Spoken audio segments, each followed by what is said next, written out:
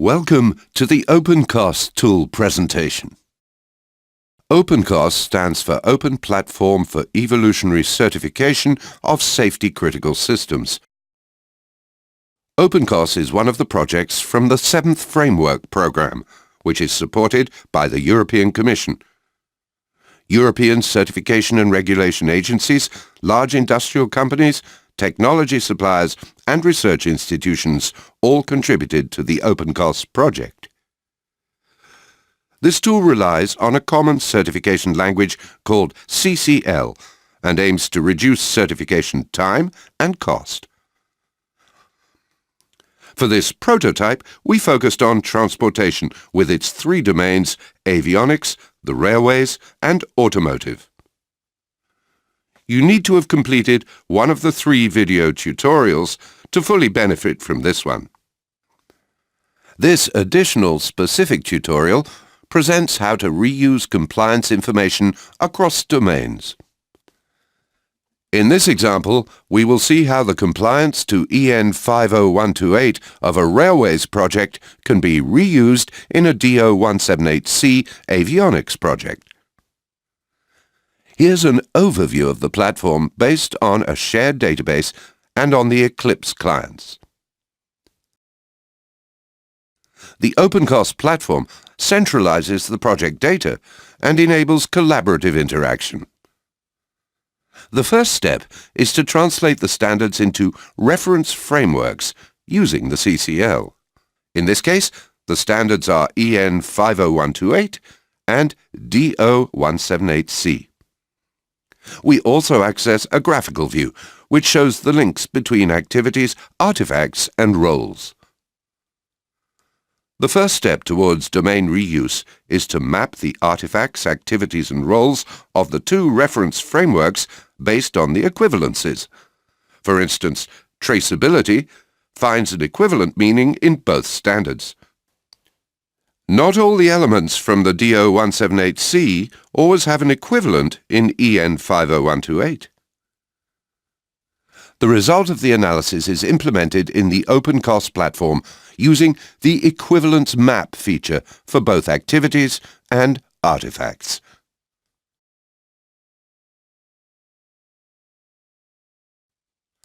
On the railway project, we need to map the requirements to the evidence using the compliance map feature. To be able to map the evidence with the standard, a map group has been defined. From the Mapping Set window, we choose the map group and choose to map the requirements and the evidence.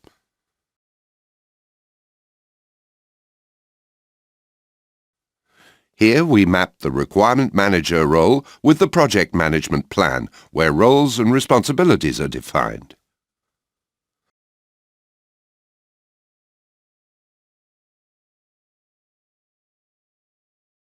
When all the mapping is done, we assess the project progress from the server view. The railway project is now completed. We have created a project to work on the compliance of the same product with the DO 178C standard for avionics. We reuse the results from the railways project to demonstrate compliance with avionics standard DO 178C. To do this, we will create equivalents.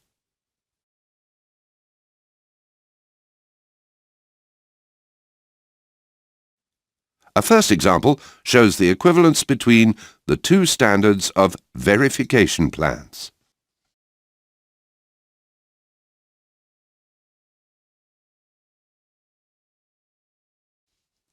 Here, we create a partial equivalence between EN 50128 test specifications and DO 178 test cases and procedures. We are now able to reuse data from the Railways Compliance Project to the Avionics Compliance Project.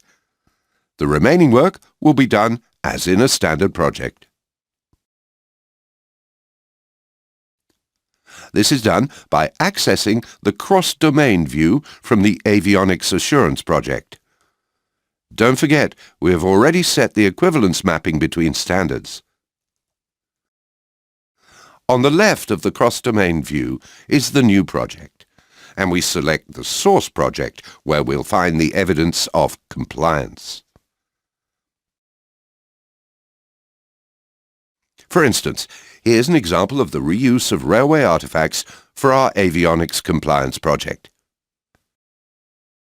The reused elements are highlighted in green.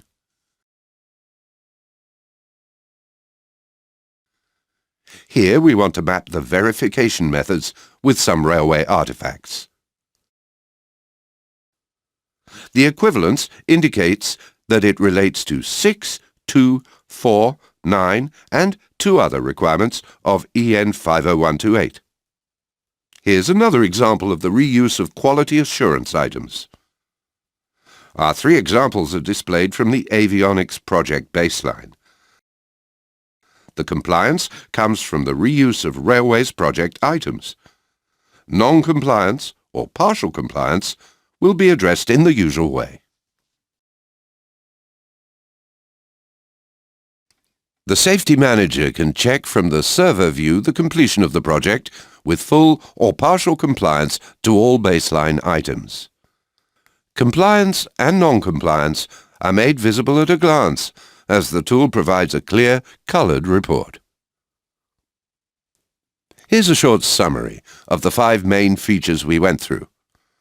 The CCL translation, assurance project and baseline, argumentation that relies on evidence, uploaded evidence and process. Compliance to the standard is verified.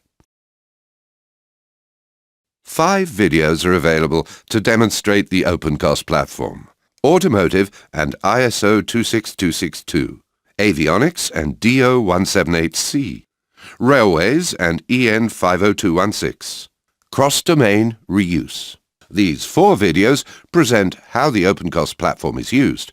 A 5th video demonstrates the possible use of an external tool. This concludes this tutorial.